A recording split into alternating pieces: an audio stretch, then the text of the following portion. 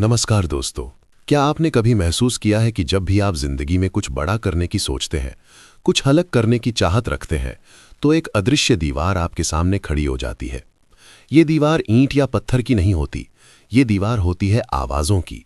वो आवाज़ें जो कहती हैं तुमसे नहीं होगा, वो आवाज़ें जो कहती हैं ये असंभव है। हमारे आसपास का शोर कभी-कभी हमारे अंदर के विश्वास से ज़्यादा तेज़ हो जाता है।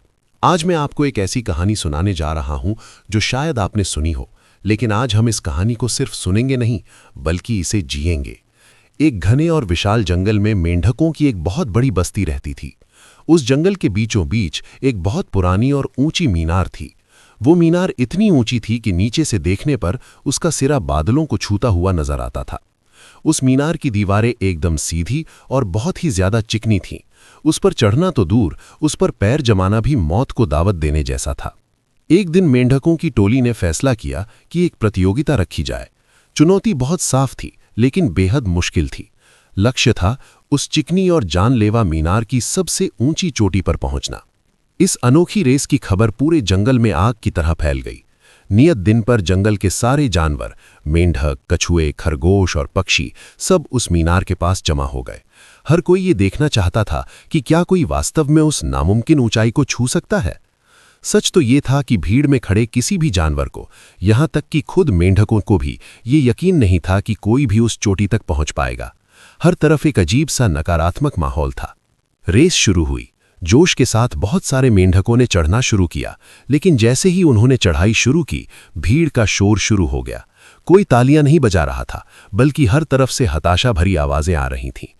भीड़ चिल्ला रही थी, अरे ये तो पागलपन है, देखो वो गिर गया, ये बहुत खतरनाक है, कोई भी ऊपर तक नहीं पहुंच सकता, ये तो मौत का खेल है, वापस आ जाओ वरना मारे जाओगे।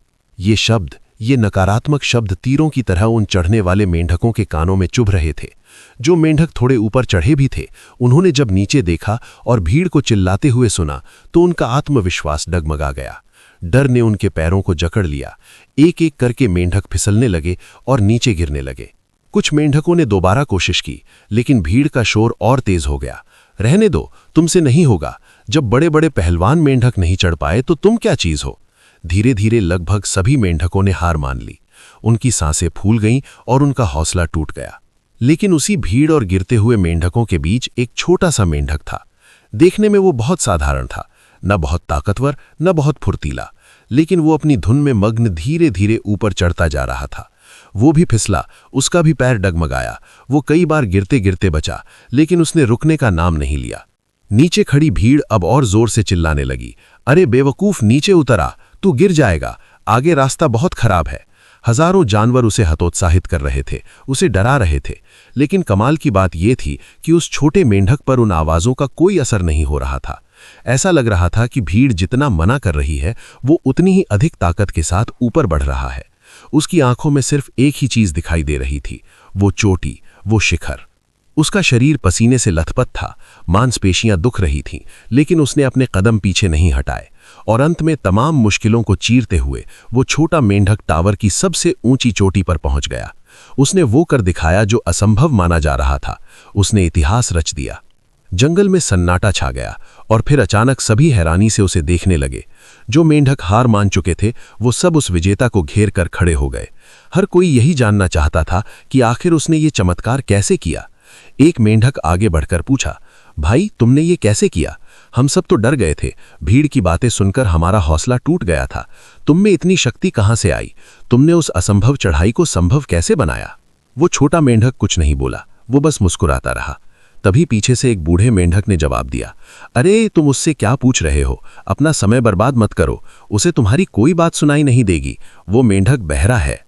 जी हां दोस्तों, वो मेंढक बहरा था और यही उसकी जीत का सबसे बड़ा कारण था।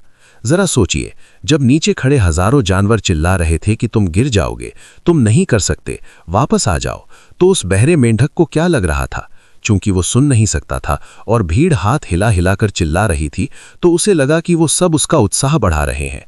उसे लगा कि लोग कह रहे हैं, शाबाश, तुम कर सकते हो, बस थोड़ा और, रुकना मत। भीड़ की नकारात्मकता उस मेंढक के लिए सकारात्मकता बन गई। लोगों का रुक जाना उसके लिए चलते रहना बन गया।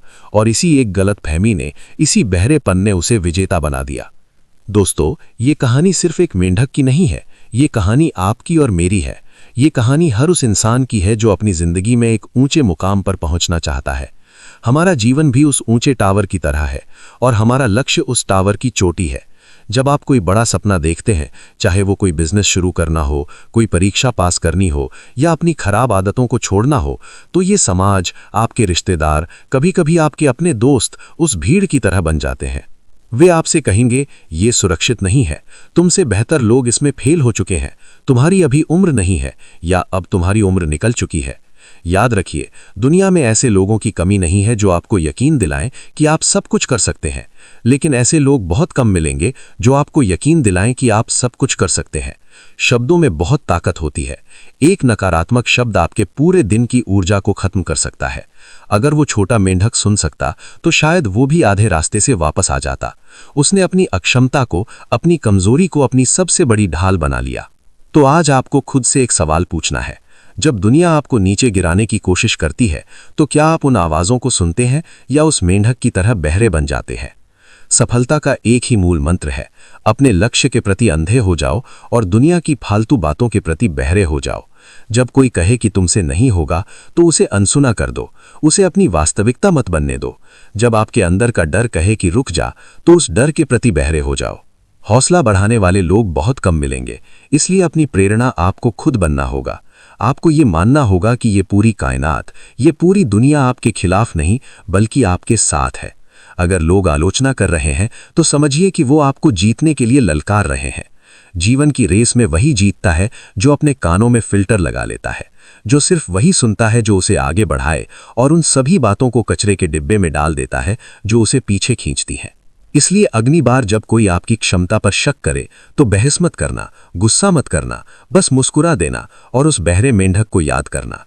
अपने काम में इतनी खामोशी से लगे रहना कि आपकी सफलता शोर मचा दे। याद रखना, आप वो सब कर सकते हैं जो आप सोच सकते हैं और आप वो सब सोच सकते हैं जो आपने आज तक नहीं सोचा। टावर ऊंचा जरूर है, लेकिन आपके हौसलों से ऊंचा नहीं। अपने कानों को बंद कीजिए और अपनी अंतरात्मा की आवाज सुनिए, क्योंकि आपकी अंतरात्मा जानती है कि आप जीतने के लिए ही बने हैं। चलते रहिए, चढ़ते रहिए, शिखर आपका इंतजार कर रहा है। धन्यवाद।